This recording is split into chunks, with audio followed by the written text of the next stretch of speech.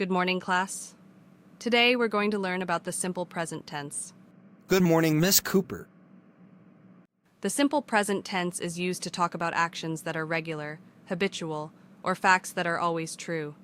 For example, we use it when we talk about things we do every day, like, I wake up at 7 a.m., she reads books, they play soccer on weekends. We also use the simple present to talk about general truths or facts. For example, the sun rises in the east, water boils at 100 degrees Celsius. Now, let's look at how we form the simple present tense. With most verbs, we use the base form of the verb. For example, I work, you work, they work. We study English, but for he, she, or it, third person singular, we add an s or es to the verb.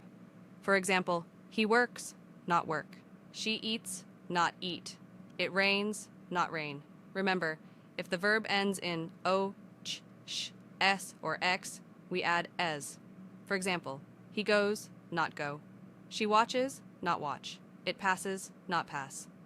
Also, with negative sentences, we use do not or does not. For example, I do not like coffee. She does not play tennis. And for questions, we use do or does at the beginning. For example, do you speak English? Does she live here? So, to sum up, we use the simple present for routines, habits, and facts. We add s or es for he, she, or it, and we use do and does for negatives and questions. Any questions so far?